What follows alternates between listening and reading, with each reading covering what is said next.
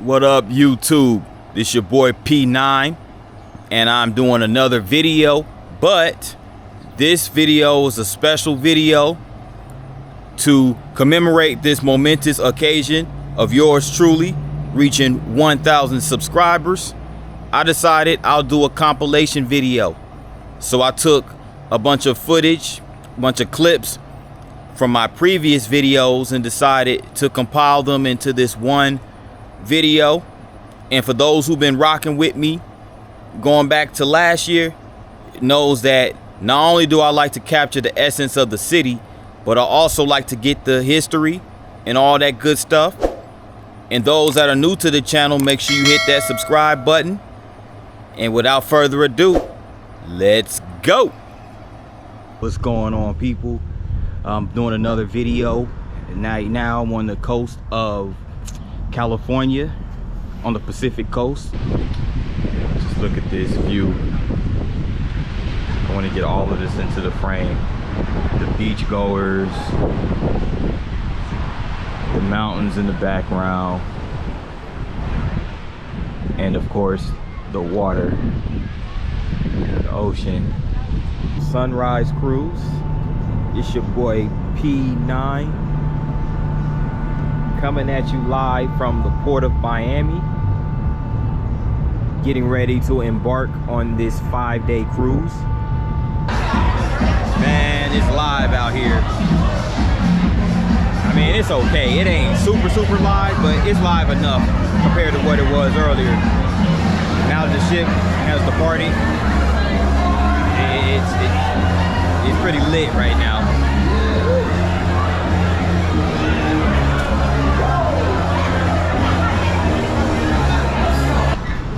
It in bars, things of that nature. Cayman Islands, Fort George. So it looks like this was a fort.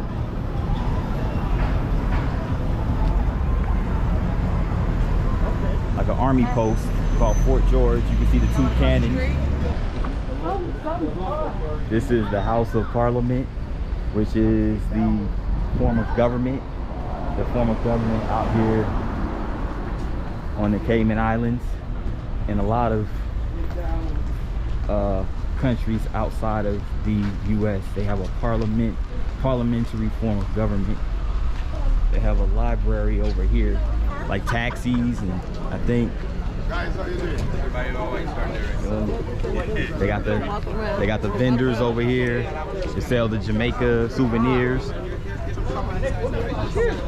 Welcome to Jamrock.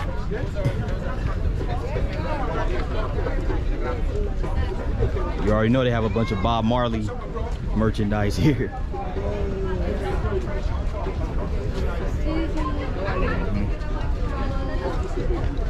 Get your Bob Marley merch. Ocho Rios.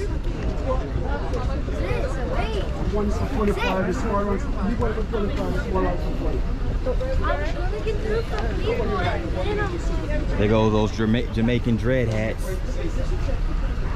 I want to officially welcome you to our newest international tourism attraction, located right here on the Ohio Banks. Oh, this thing is new, brand new. Celebrates what we know about this rich history and gives us an opportunity to goes meet the the star artists, right there. to have a dance party, to interact with one another and celebrate. Oh, Zappin' Rogers from Ohio too. Shirley Murdoch from Ohio. I had no idea. The native peoples have lived in the Cumberland River Valley for thousands of years. Though no formal history of the region's earliest civilizations was recorded, the remains of their presence are visible today in the form of archaeological sites and landscape features associated with settlements, rituals, and burials. So basically, this is just where this is like a burial ground and like a ritual ground, and basically the Indian mounds. This is very sacred land for the mound builders that were here, the indigenous people of this area. So it's like a sightseeing bus for tourists, and there goes a little party bike where people are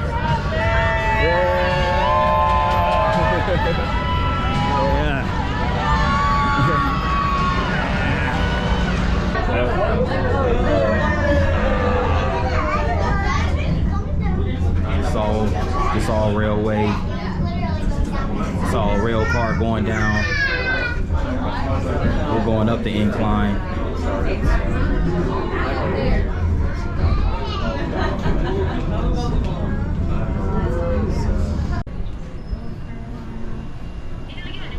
There's like the little binoculars. 25 cents for a view through these binoculars, where you can get a close-up view of everything off in the distance. A little souvenir shop up here. You have to eat the food here. You can't take it back to the train. If it's in a bag, then you can, but okay.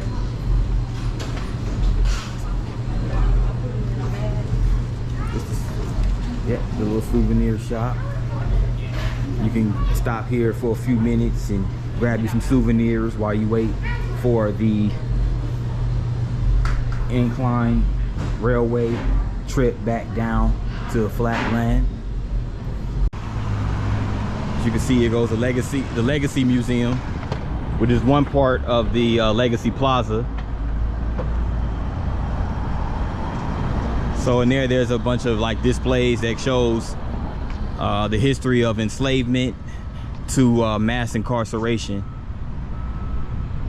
as it pertains to African Americans,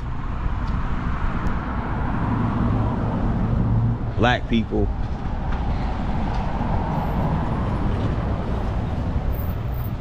As you can see, there goes some photographs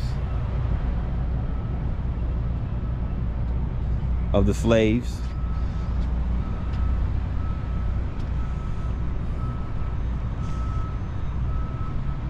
There's a large amount of them right here, huge. Like I said, there's a lot of dark history associated with the South, America in general, but the South specifically as it pertains to the civil rights, the mass enslavement, and also the lynchings that took place.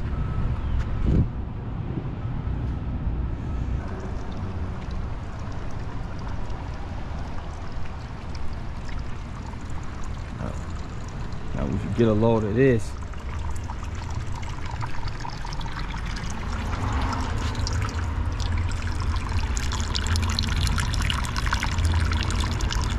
The water's hot.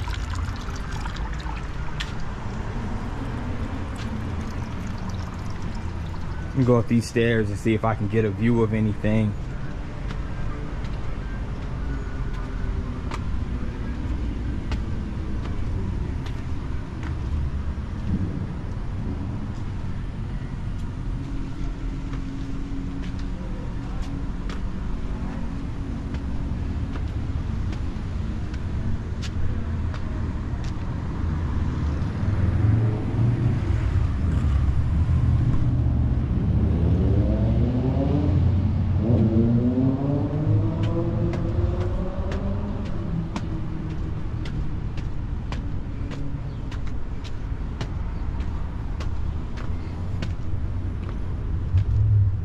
Okay, so this part, this is called the bandstand. So it says, as you view the formal entrance to Hot Springs National Park today, several pieces from the original architectural design from the 1890s are no longer present. For example, a distinctive stone and wood pavilion called the bandstand graced the old top of the assemblage at the level of the old carriage road from 1896 to 1951.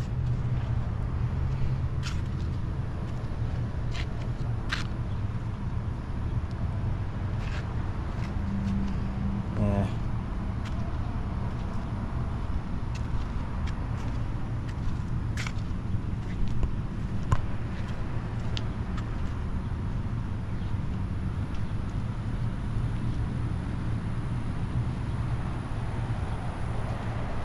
Look at this shot right here. All those trees. Those two bathhouses right there. This here is the Salcedo house.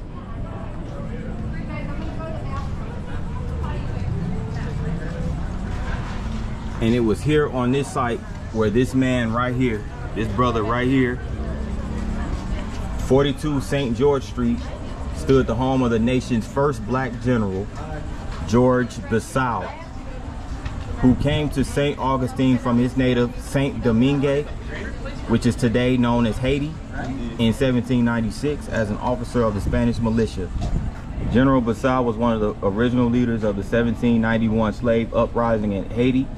For his service to the Spanish against the French, he became a Spanish general and came to St. Augustine with an entourage and staff of 26 fellow revolutionaries as Florida's second highest paid official. Although living at his home here in the center of the city, Bissau owned a large tract of land north of the town. So, yeah, this is General Bissau. Played a huge part in the present day nation of Haiti gaining independence from France.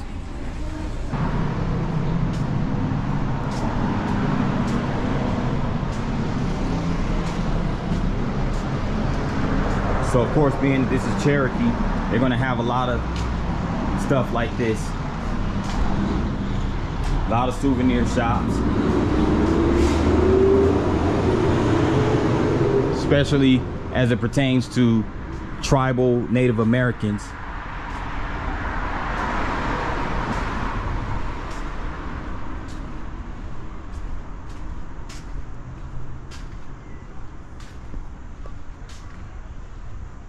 They also have a Sequoia craft shop across the street.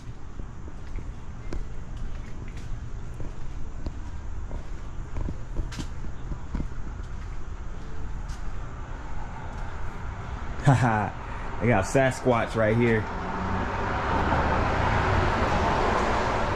Okay. Got the tie-dye Cherokee, North Carolina shirts.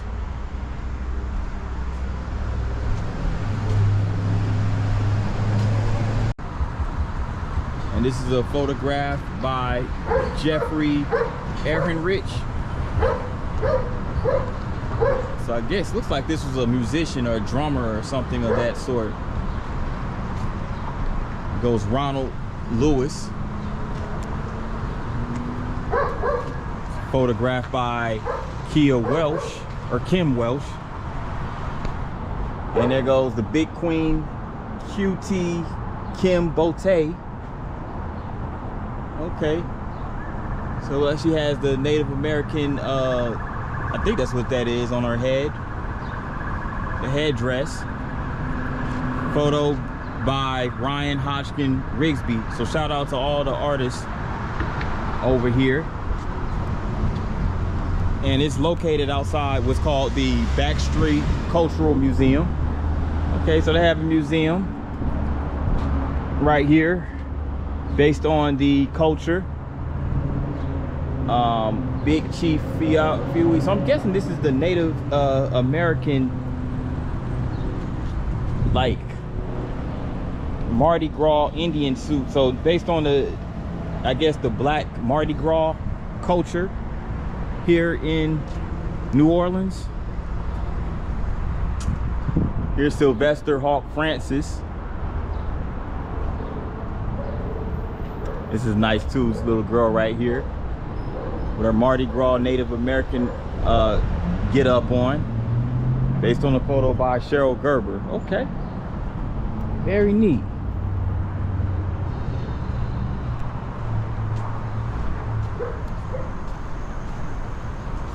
So of course, every neighborhood in the city has its own unique vibe to it.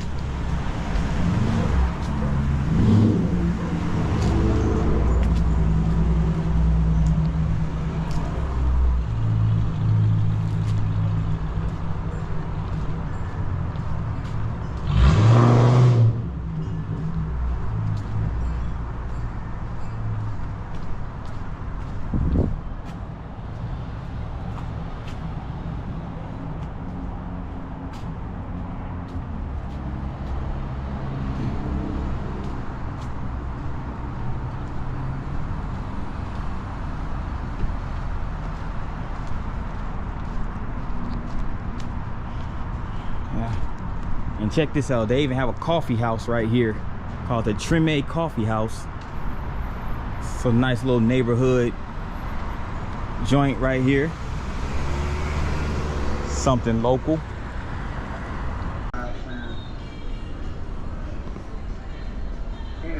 Muscle Shoals rhythm section.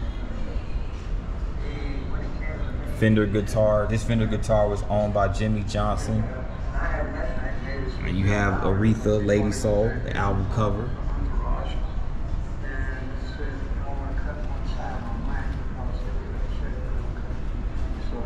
Barry Beckett's Hammond organ. Okay. So this was actually at the Muscle Soul Sound Studio. And as you can see right here, this is Barry Beckett and his I guess it's his band that was standing right there in the front of the Muscle Shoals studio. Okay.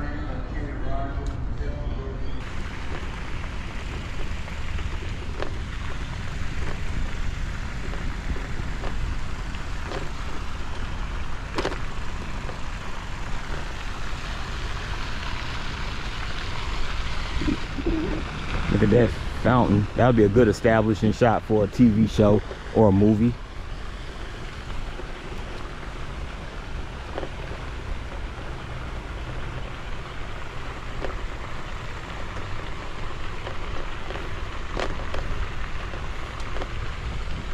And Freedom Park is bigger than I thought it was.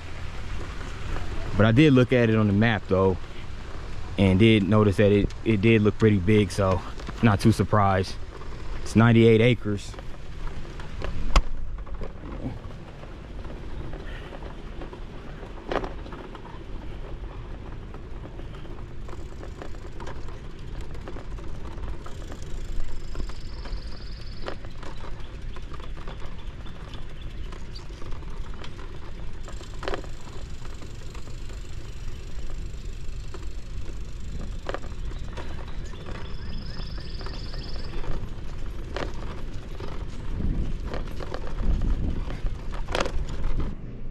And you have the Nashville rhythm and blues scene. Goes Johnny Cash in his suit. You have Elvis Presley, of course, in the model L5 CDS guitar, a Gibson guitar that Elvis played.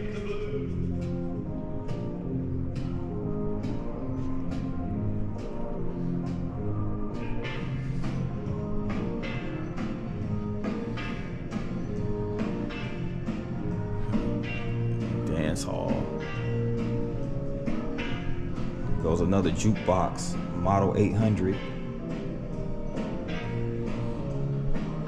And this is called a Selectomatic. This right here is the Sanger Theater, located on Dolphin Street. And on January 19th, 1927, Sanger Street opened and it became Mobile's Palace of Entertainment.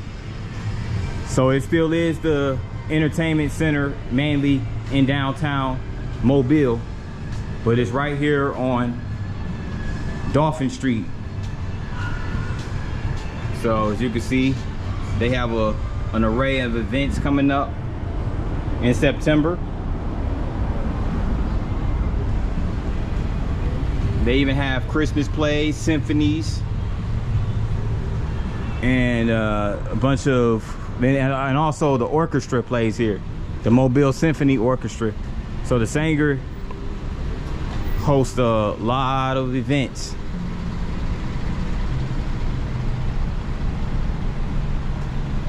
In this historic downtown.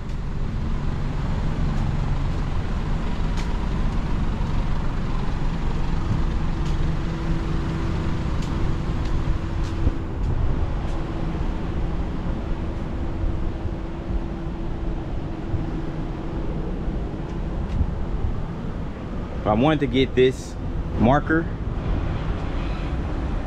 It commemorates Wallace Turnage, who was a 17-year-old slave in 1864 who was owned by a merchant by the name of Collier Minge, whose house stood on this site. So Turnage escaped wartime Mobile by walking 25 miles down the western shore of Mobile Bay. After surviving 3 weeks in the Foul River estuary, he paddled a rowboat into the bay. Wallace was saved from drowning by sailors in a Union Navy gunboat. In late August 1864, he was taken to Fort Gaines and freed. Turnage's heroic emancipation was one of the most dramatic for African Americans in the Civil War. He later lived in New York City, where he wrote his rare narrative discovered in 2003 and published in 2007 in the book A Slave No More. Through bravery and determination on his fifth attempt to escape, Turnage seized his own freedom. Yeah, that's legendary right there. Dude literally walked 25 miles to his freedom. I mean, yes, he drowned. He almost drowned. And he was saved by some sailors in the Union Army. But shoot, I mean, that's dedication right there. And then would later write a book about it. That was the first time I ever heard of Wallace Turnage. Again, a lot of times when I come to these cities, I learn about new historical figures. This is neat right here.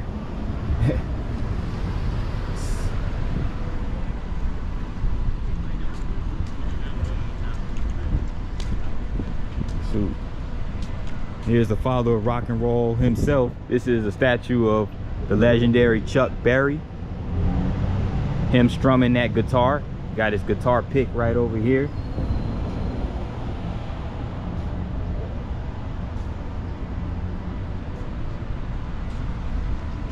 And this is a marker that just gives a chronological display of the history of Chuck Berry. And he was born right here in St. Louis, October 18th, 1926. He was actually born Charles Edward Anderson to Henry and Martha Berry in St. Louis, Missouri. And he first started performing in 1941 while he was in high school. He attended Sumner High School right in St. Louis.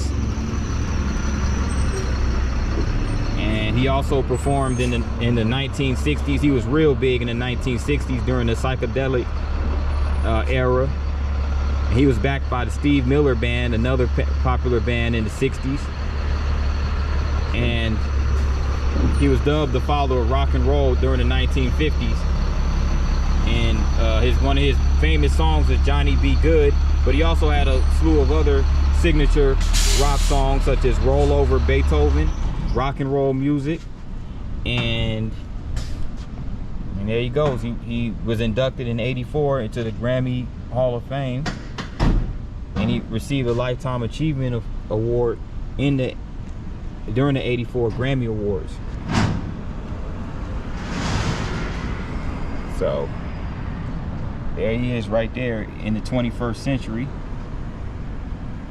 So there goes the legendary Chuck Berry. It's a bird, it's a plane. No, dun, dun, dun, dun. It's Superman. Yep. Metropolis is home to the tallest statue of Superman in the world. This is Clark Kent in costume as Superman. Truth, justice, the American way. But you check this out. This is a historic St. James Hotel.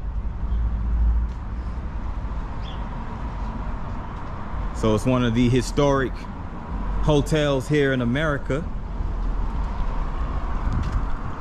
And out in front of this hotel sits this fountain with the 4 horses.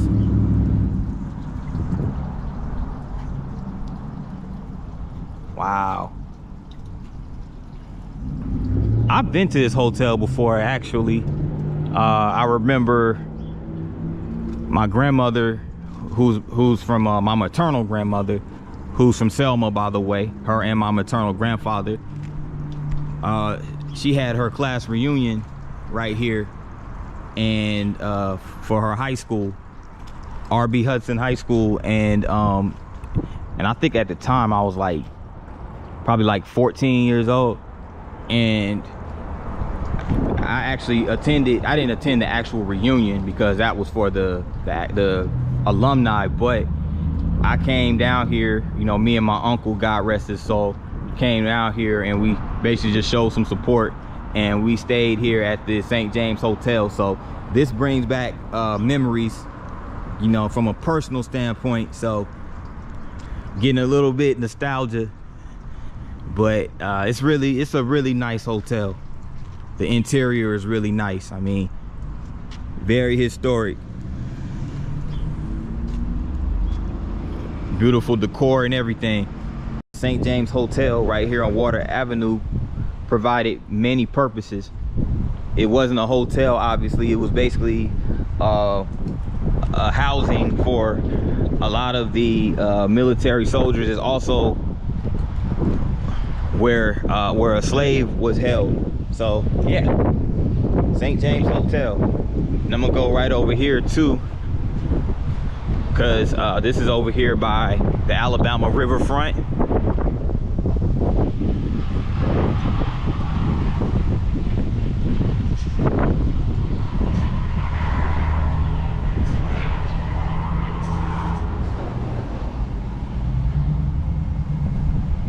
And this is actually a private, this is a private residence. Wow. But it's right here by the river, and this is the site of Selma, Dallas County's first bridge in 1884 to 1940. So this used to be a bridge, and back then they charged pedestrians 5 cents, peddlers, horsemen 10 cents, 25 cents for 1 horse buggy, 50 cents 2 horse buggies, and 75 cents for a 4-horse wagon. So the cornerstone of the last bridge across the Alabama River in Dallas County was laid in November 1884, and the bridge opened in 1885. So that will eventually become Edmund Pettus Bridge. And there were 3 spans. The north span would turn to allow river traffic to pass. When open, the steamers had only a 100-foot clearance between the piers. So if you take a look at it, there's a bridge over there as well. That looks more like a railroad bridge. And over here is the Edmund Pettus Bridge.